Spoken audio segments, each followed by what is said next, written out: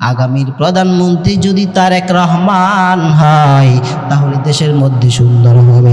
আরেকজনে বলে না না, ডাক্তার শফিকুর রহমান হবে প্রধানমন্ত্রী। আরেকজন বলে না, পীর সাহেব চরমোনাই হবে প্রধানমন্ত্রী। আরেকজন বলে না না, আল্লামা মামুনুল হক প্রধানমন্ত্রী হবে। এর নবীর আশেক এমন কথা যদি না বলিয়া তুমি যদি আল্লাহর কাছে বলতা, ও দয়ার মালিক, সামনে নির্বাচন আসতেছে, আমাদের দেশের জন্য এমন একটা প্রধানমন্ত্রী তৈরি করে দাও যেই প্রধানমন্ত্রীর মাধ্যমে ইসলামের উপকার হবে, যেই প্রধানমন্ত্রীর মাধ্যমে দেশের মানুষের কল্যাণ হবে, যেই প্রধানমন্ত্রীর মাধ্যমে মানুষগুলো সুন্দরভাবে দিন ধর্ম পালন করতে পারবে। এমনভাবে যদি তুমি আল্লাহর কাছে বলতা, আর যদি বলতা ও দয়ার মালিক, তারেক রহমানের মাধ্যমে যদি দেশের ক্ষতি হয়, ইসলামের ক্ষতি হয়, তাহলে তারেক রহমানের কাছ থেকে আমাদেরকে বাঁচাইবা। ডাক্তার শফিকুর রহমানের মাধ্যমে যদি আমাদের দেশের ক্ষতি হয়, ইসলামের ক্ষতি হয়, মানুষের ক্ষতি হয়, সমাজের ক্ষতি হয়, ওই ডাক্তার শফিকুর রহমানের কাছ থেকে আমাদেরকে হেফাজত করবা।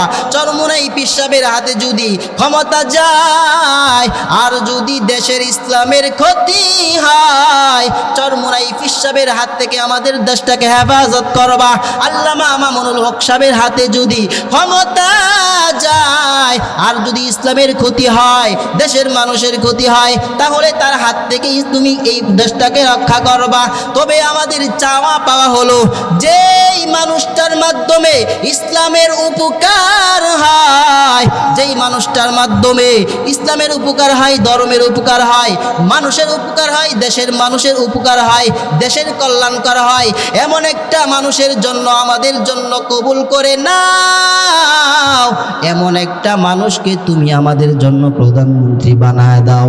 তুমি যদি এরকমভাবে অযথা সময়টাকে নষ্ট না করিয়া আল্লাহর কাছে ছেড়ে দিতা, ও দয়ার মালিক, আপনি আমাদেরকে এমন একটা প্রধানমন্ত্রী হিসাবে কবুল করে নাও, তাহলে তোমার আমার জন্য, যেই ব্যক্তি নাকি প্রধানমন্ত্রী হলে আমাদের জন্য উপকার হবে, ইসলামের জন্য উপকার হবে, দেশের জন্য উপকার হবে, তোমার আমার বলা লাগতো না। আল্লাহ তাআলা নিজে দয়া করে আমাদের জন্য এমন একজন প্রধানমন্ত্রী বানায় দিত, ঠিক কিনা বলেন? কিন্তু আমরা তো এমন নিজের স্বার্থ হিসেবে কাজ করে, আমি অমুক দল করি, অমুক দলের সাপোর্ট গাই, ভালো খারাপ হোক আমি অমুক দল করি, অমুক দলের সাফায় গাই। এখন ভালো হোক বা খারাপ হোক আমার জন্য ভালো, কিন্তু অন্য মানুষের জন্য ভালো না। এই জন্যই তো সবাই ভালো থাকতে পারে না। আর যদি আমি চিন্তা করতাম আমার জন্যও কল্যাণ করা হবে, দেশের জন্যও কল্যাণ করা হবে, ইসলামের জন্যও কল্যাণ করা হবে, এমন একটা মানুষ আমাদের জন্য নির্বাচিত যদি হয়, তাহলে সবার জন্য ভালো। এমন কামনা যদি সবাই করতাম, তাহলে দেখতেন দেশটাও সুন্দর করে শান্তিতে থাকতো, দেশের মানুষগুলো সুন্দরভাবে শান্তিতে থাকতো, ইসলাম ধর্মও আমরা সুন্দরভাবে পালন করতে পারতাম। ইন্নাস সালাতা তানহা আনিল ফাহশাই ওয়াল মুনকার, নিশ্চয়ই নামাজ এমন একটা ইবাদত, যে ইবাদতটা নাকি মানুষের কাছ থেকে ফাহিশাত কাজগুলো দূর করে দেয়। পড়ি সুবহানাল্লাহ। নামাজ এমন একটা ইবাদত, যে ইবাদতের মাধ্যমে মানুষকে জান্নাত পর্যন্ত পৌঁছায়া দেয়। নামাজ এমন একটা ইবাদত, যে ইবাদতটা করলে মানুষ দুনিয়ার মানুষের কাছে পছন্দনীয় হয়, দুনিয়ার মানুষের কাছে সেই ব্যক্তি একটা সুন্দর মানুষ হিসাবে, ভালো মানুষ হিসাবে পরিচিত হয়। শুধু দুনিয়ার মানুষের কাছে ভালো মানুষ না, বরঞ্চ আমার আল্লাহর কাছে সেই ব্যক্তিটা প্রিয়। এই জন্য নামাজটা সুন্দর করে পড়তে হবে। নামাজটা পড়তে হবে কিভাবে? মায়ার নবী বলেন নামাজটা সুন্দর করে জামাতে নামাজ পড়তে হবে। মায়ার নবী হাদিসের মধ্যে বলে, যেই ব্যক্তি উত্তম রূপে উযু করিয়া মসজিদের মধ্যে গেল জামাতে নামাজ পড়ার জন্য, কিন্তু ওই ব্যক্তিটা গিয়া দেখে জামাত শেষ হয়ে গেল। যদিও সেই ব্যক্তিটা জামাতে নামাজ পড়তে পারে না, মায়ার নবী বলে ওই ব্যক্তিটা জামাতে নামাজ না পড়িয়াও তার আমল নামার মধ্যে আল্লাহ তাআলা জামাতের সওয়াব দান করেছে। পড়ি সুবহানাল্লাহ। কেন তার আমল নামার মধ্যে জামাতের নামাজ আল্লাহ তাআলা দিল? কারণ তার মনের মধ্যে এমন সুন্দর একটা নিয়ত ছিল, সে ব্যক্তি জামাতে নামাজ পড়বে। নিয়তের কারণে আমার আল্লাহ তার আমল নামার মধ্যে জামাতের সওয়াব দিয়ে দিল। এই জন্য যার নিয়তটা যেমন তার আমল নামার মধ্যে সওয়াবটাও তেমন হয়। এই জন্য নিয়তটাকে খাঁটি করে নাও।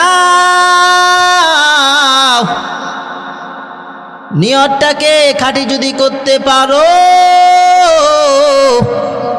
তাহলে তোমার আমল নামার মধ্যে এমন সওয়াব আল্লাহ লিখে দিবেন। ব্যক্তিটা জামাতে নামাজ পড়তে পারে নাই, তারপরেও জামাতের সওয়াব আল্লাহ তাআলা দিয়ে দিছে। কেন বলে তার আমল নামার তার নিয়তটা এত সুন্দর হওয়ার কারণে। মায়ার নবী ভিন্ন হাদিসের মধ্যে বলে জামাতের এত দাম, এত দাম। দুই ব্যক্তি জামাতে নামাজ পড়ার আল্লাহর কাছে এত দাম।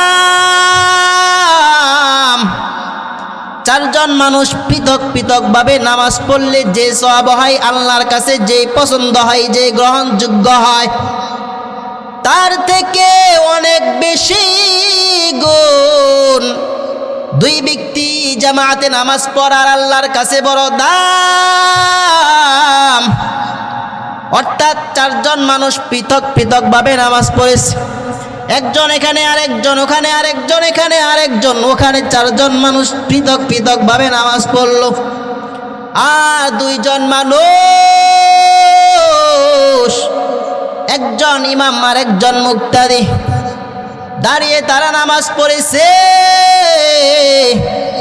মায়ার নবী কয় আল্লাহর কাছে দুইজন মানুষ জামাতে নামাজ পড়ছে, তাদের নামাজটা আল্লাহর কাছে বেশি পছন্দ হয়ে গেল। সুবহানাল্লাহ। মায়ার নবী বলে চারজন মানুষ জামাতে নামাজ পড়লে আল্লাহর কাছে যে পছন্দ, আটজন মানুষ পৃথক পৃথক ভাবে যদি নামাজ পড়িয়া নেয় তাহলে ওই আটজন মানুষের থেকেও বেশি আল্লাহ চারজন মানুষ জামাতে নামাজ পড়ার কারণে তাদের নামাজটা আল্লাহ বেশি পছন্দ করেন। আর আটজন মানুষ জামাতে নামাজ পড়েছে, ঠিক তেমনি ভাবে 100 মানুষ নামাজ পড়েছে পৃথক পৃথক ভাবে। মায়ার নবী কয় 100 মানুষের নামাজ আল্লাহর কাছে পছন্দ না, তার থেকে বেশি পছন্দ আল্লাহর কাছে 8জন মানুষ জামাতে নামাজ পড়ার কারণে। নামাজে জামাতের দাম আছে না নাই? আল্লাহর কাছে বড় পছন্দ। জামাতে নামাজ পড়ার দাম আল্লাহর কাছে অনেক প্রিয়। কিন্তু আমাদের সমাজে অনেক মানুষ দেখা যায় যে জামাতে নামাজ পড়ার সুযোগ হয় না, বলে কাজকর্ম করতেছি, কাজকর্ম করার পরে সেই ব্যক্তিটা নিয়ত করে যে আমার কাজকর্ম আর একটু শেষ করে নেই, তারপরে নামাজ পড়ব। আমি আমার কাজটাকে শেষ করিয়া নেই, শেষ করার পর আমি নামাজ পড়ব বলে না না, বলে তোমার কাজ বাদ দিয়া তুমি আগে জামাতে নামাজ পড়ো, আল্লাহর কাছে জামাতটা বড় পছন্দ। এরে নবীর আশিক, এই জন্য জামাতের গুরুত্ব দাও,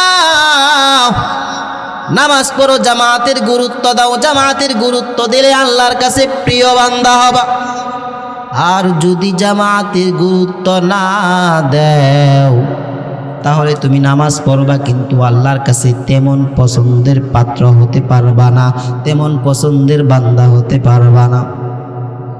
এরে নবীর আশিক মায়ার নবী আরেক ভিন্ন হাদিসের মধ্যে বলে, আমার উম্মতের মধ্যে যে উম্মত একাধারে 40 দিন পর্যন্ত জামাতে তাকবীরে ওয়ালার সহিত নামাজ আদায় করবে, আমার নবী কয় ওই উম্মতটাকে আল্লাহ তাআলা 2টা পরওয়ানা আল্লাহর কাছ থেকে সে পেয়ে যাবে। সুবহানাল্লাহ।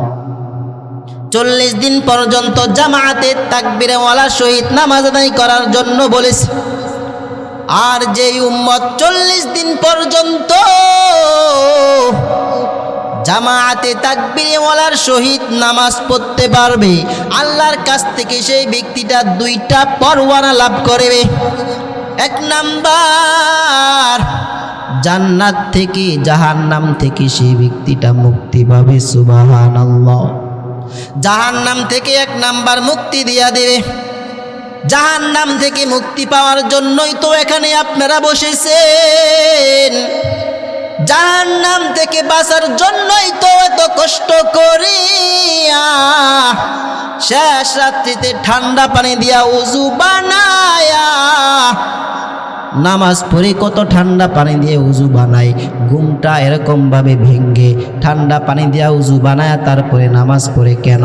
বলে আল্লাহ তাআলার জাহান্নাম থেকে বাঁচার জন্য, কিয়ামতের ময়দানে আল্লাহ তাআলার সাথে দিদার হওয়ার জন্য, আল্লাহ তাআলাকে দেখার জন্য এত কষ্ট করিয়া ওই শীতের মধ্যে ঠান্ডা পানি দিয়া উযু বানায়া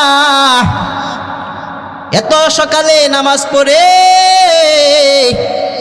ওই জাহান্নাম থেকে বাঁচার জন্যই তো নামাজ পড়ে। তো মায়ার নবী বলে যেই ব্যক্তিটা 40 দিন পর্যন্ত জামাতে নামাজ পড়তে পারবে তাকবীরে ওয়ালার সহিত, তাকবীরে ওয়ালা কাকে বলা হয়? যে ইমাম সাহেব আল্লাহু আকবার বলে হাত বাঁধছে, নিয়ত বাঁধছে, আপনিও সঙ্গে সঙ্গে আল্লাহু আকবার বলিয়া নিয়ত বাঁধবেন। ইমাম সাহেবের সঙ্গে সঙ্গে আল্লাহু আকবার বলিয়া নিয়ত বাঁধো, এটাকে তাকবীরে ওয়ালা বলা হয়। এমন ভাবে যদি নামাজ পড়তে পারো তাহলে 2টা পরওয়ানা থেকে 1 নাম্বার পরওয়ানা হলো জাহান্নাম থেকে মুক্তি পাবে। 2 নাম্বার পরওয়ানা, 2 নাম্বার পুরস্কার, আল্লাহ তাআলার নবী বলে মুনাফিকি থেকে তোমাকে আল্লাহ তাআলা বাঁচাইবে। যেই মুনাফিকের স্থান হবে জাহান্নামের একেবারে নিম্ন স্থানের মধ্যে মুনাফিকদের স্থান হবে। কোন কাফের মুশরিক বেঈমানকে আল্লাহ জাহান্নামের নিম্ন স্থানে দিবে না। জাহান্নামের মধ্যে নিম্ন স্থানের মধ্যে কাদেরকে দিবে? মুসলমান মুনাফিকের দল, তাদেরকে আল্লাহ জাহান্নামের নিম্ন স্থানের মধ্যে দিবে। আল্লাহ তাআলা বলে ইন্নাল মুনাফিকিনা ফিদ-দারকিল আসফালি মিনান নার, নিশ্চয় মুনাফিকের স্থান হবে জাহান্নামের একেবারে নিম্ন স্থানে। কেন আল্লাহ তাআলা জাহান্নামের নিম্ন স্থানে মুনাফিকের স্থান দিবেন? কারণ হলো মুনাফিকের মাধ্যমে ইসলামের যে পরিমাণ ক্ষতি হয় সেই পরিমাণ ক্ষতি কোনো কাফের দ্বারা হয় না, সেই পরিমাণ ক্ষতি কোনো খ্রিস্টানের দ্বারা হয় না, সেই পরিমাণ ক্ষতি কোনো হিন্দুর মাধ্যমে হয় না। যেই পরিমাণ ইসলামের ক্ষতি ওই মুনাফিকদের মাধ্যমে হয়। এই জন্য আল্লাহ তাআলার নবী বলে ওই মুনাফিকদের থেকে আল্লাহ তাআলা তোমাদেরকে হেফাজত করবে। এই মুনাফিকদের মধ্য থেকে যদি বাঁচতে চাও তাহলে আল্লাহ তাআলার নবীর হাদিস অনুযায়ী আমল করে নাও। 40 দিন পর্যন্ত জামাতের সহিত তাকবীরে ওয়ালার সহিত নামাজটা পড়ে নাও। 40 দিন পর্যন্ত জামাতের সহিত নামাজটা যদি পড়তে পারো এই 2টা পরওয়ানা লাভ করতে পারবে, 2টা পুরস্কার তুমি পাবে। এরে নবীর আশিক মানুষ যখন জান্নাতে চলে যাবে, ওই জান্নাত মানুষেরা জান্নাতে গিয়া এমন একটা আফসোস করবে যে দুনিয়ার মধ্যে থাকছে, ওই থাকার সময় কি আফসোস করবে। মানুষেরা বলবে, জান্নাতবাসীরা বলবে দুনিয়ার মধ্যে থাকাকালীন কেন অযথা সময়টাকে নষ্ট করলাম, দুনিয়ার মধ্যে থাকাকালীন অযথা সময়টাকে নষ্ট না করিয়া আমি যদি আমার সময়টাকে কাজে লাগাইয়া জিকির আজকার করিয়া কাজে লাগাইতাম, তাহলে আজকে তো আমার জান্নাতটা আরো সুন্দর হয়ে যেত, আমার জান্নাতটা আরো স্থান সুন্দর হয়ে যেত। এমন একটা আফসোস করবে, আর কোনো আফসোস করবে না। কিন্তু আমাদের এমন একটা অভ্যাস, আমরা অযথাই সময় নষ্ট করে ফেলি, অযথা সময়টাকে নষ্ট করি, শ্বাসটলের মধ্যে বসিয়া এমনভাবে সময়টাকে নষ্ট করি, একজন আর একজনের গীবত করিয়া সময়টাকে নষ্ট করে। এখন তো এমন একটা সময় আসছে যে সামনে নির্বাচন, একজনে বলে শ্বাসটলের মধ্যে বসিয়া বলে আগামীর প্রধানমন্ত্রী যদি তারেক রহমান হয় তাহলে দেশের মধ্যে সুন্দর হবে। আর একজনে বলে না ডাক্তার শফিকুর রহমান হবে প্রধানমন্ত্রী। আর একজন বলে না পীর সাহেব চরমোনাই হবে প্রধানমন্ত্রী। আর একজন বলে না আল্লামা মামুনুল হক প্রধানমন্ত্রী হবে। এর নবীর আশেক এমন কথা যদি না বলিয়া তুমি যদি আল্লাহর কাছে বলতা, ও দয়ার মালিক, সামনে নির্বাচন আসতেছে, আমাদের দেশের জন্য এমন একটা প্রধানমন্ত্রী তৈরি করে দাও যেই প্রধানমন্ত্রীর মাধ্যমে ইসলামের উপকার হবে, যেই প্রধানমন্ত্রীর মাধ্যমে দেশের মানুষের কল্যাণ হবে, যেই প্রধানমন্ত্রীর মাধ্যমে মানুষগুলো সুন্দরভাবে দিন ধর্ম পালন করতে পারবে। এমনভাবে যদি তুমি আল্লাহর কাছে বলতা, আর যদি বলতা ও দয়ার মালিক, তারেক রহমানের মাধ্যমে যদি দেশের ক্ষতি হয়, ইসলামের ক্ষতি হয়, তাহলে তারেক রহমানের কাছ থেকে আমাদেরকে বাঁচাইবা। ডাক্তার শফিকুর রহমানের মাধ্যমে যদি আমাদের দেশের ক্ষতি হয়, ইসলামের ক্ষতি হয়, মানুষের ক্ষতি হয়, সমাজের ক্ষতি হয়, ওই ডাক্তার শফিকুর রহমানের কাছ থেকে আমাদেরকে হেফাজত করবা।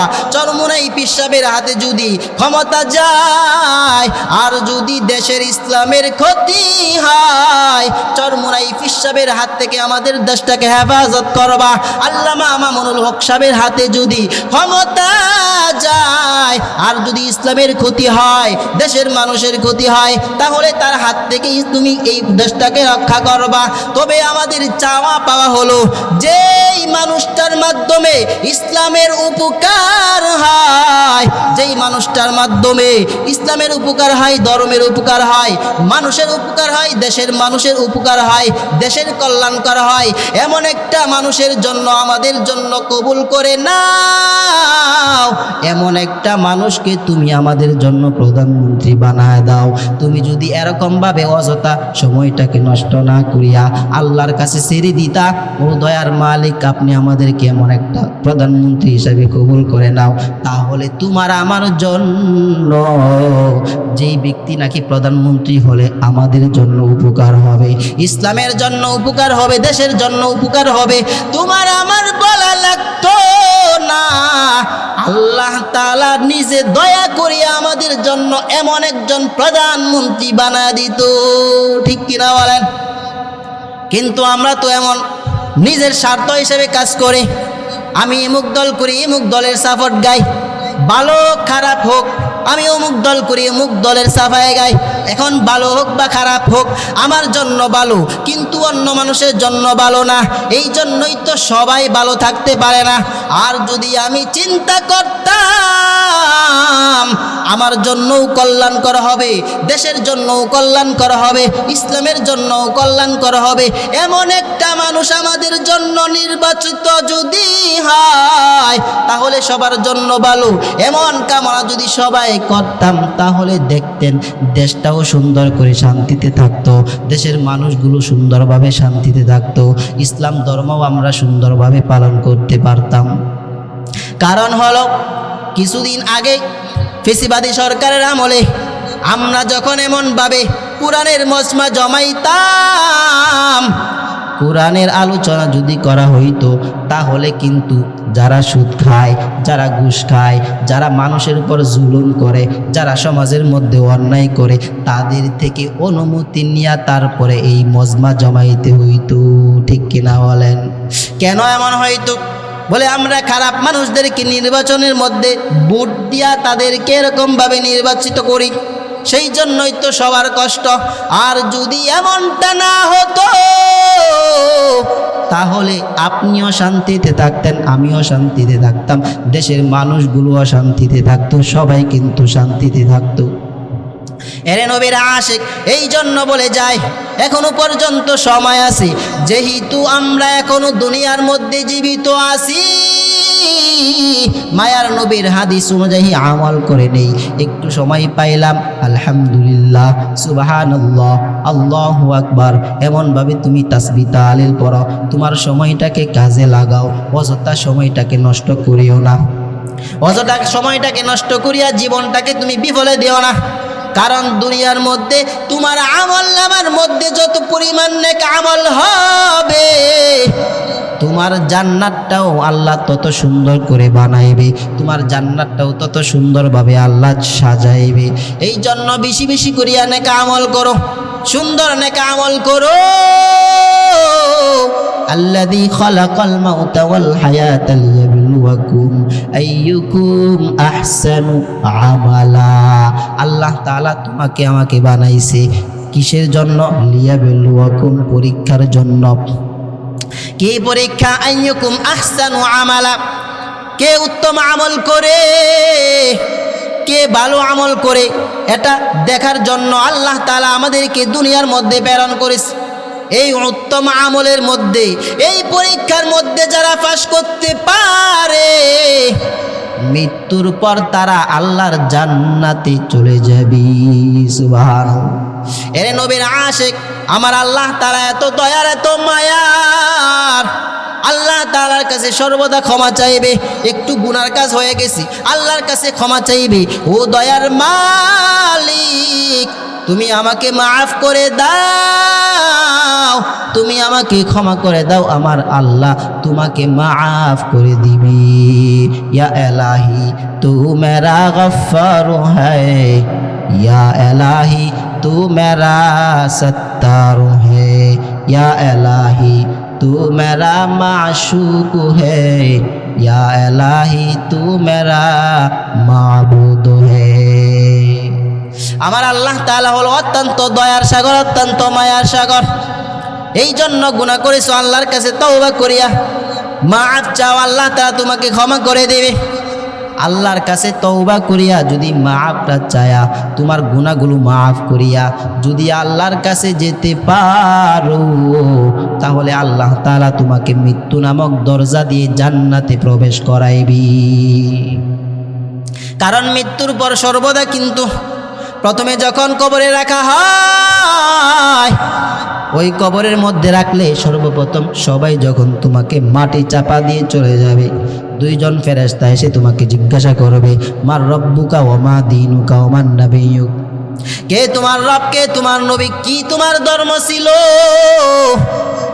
তুমি যদি আল্লাহর ইবাদত করতে পারো,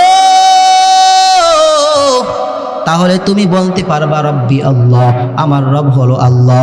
তুমি যদি ইসলাম ধর্মের মধ্যে পরিপূর্ণভাবে আমল করতে পারো, পরিপূর্ণভাবে যদি নবীর তরিকা অনুযায়ী চলতে পারো, তাহলে তুমি বলতে পারবে দিনিয়াল ইসলাম, আমার ধর্ম হলো ইসলাম।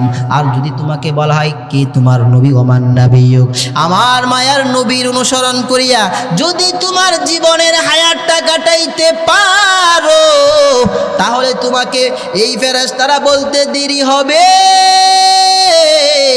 তোমার জবান দিয়ে সঙ্গে সঙ্গে বের হয়ে যাবে নবী মুহাম্মদ সাল্লাল্লাহু আলাইহি ওয়াসাল্লাম, আমার নবী মুহাম্মদ সাল্লাল্লাহু আলাইহি ওয়াসাল্লাম, আমার নবী মুহাম্মদ, আমার নবী আর কেউ না, আমার নবী হলো একমাত্র মুহাম্মদ সাল্লাল্লাহু আলাইহি ওয়াসাল্লাম। এই তিনটা প্রশ্নের উত্তর যদি দিতে পারো, আমার আল্লাহ তাআলা বলবে, ও ফেরেশতার দল, আমার বান্দা যেহেতু 3টা প্রশ্নের উত্তর দিয়েছে, আমার বান্দার কবরটাকে জান্নাতের বাগান বানায়া দাও। সুবহানাল্লাহ। এই কবর যার জান্নাতের বাগান হয়ে যায়, তার নাই কোনো চিন্তা, নাই কোনো পেরেশান। কেন পেরেশান নাই? এই কবরটা হলো এই আখিরাতের জন্য প্রথম ঘাঁটি কবর। এই কবরের মধ্যে যেই ব্যক্তি নাজাত পেয়ে যায়, সেই ব্যক্তি ফুলসিরাতের মধ্যেও নাজাত পেয়ে যাবে, সেই ব্যক্তি মিজানের পাল্লার মধ্যেও নাজাত পেয়ে যাবে, সেই ব্যক্তি প্রত্যেকটা ঘাঁটিতে ঘাঁটিতে নাজাত পেয়ে যাবে। আর যেই ব্যক্তি কবরের মধ্যে ধরা খেয়ে যায়, কবরের মধ্যে যদি আযাব শুরু হয়ে যায়, সেই ব্যক্তিটা ফুলসিরাতের মধ্যে আটকা পড়ে যাবে, মিজানের পাল্লার মধ্যে আটকা পড়ে যাবে, এমনভাবে সব জায়গার মধ্যে আটকা পড়ে যাবে। এই জন্য কবরের মধ্যে কিভাবে থাকবা, কবরের মধ্যে কিভাবে আরামের মধ্যে থাকবা, কিভাবে শান্তিতে থাকবা, এই চিন্তা করিয়া দুনিয়ার হায়াতটা কাটাও।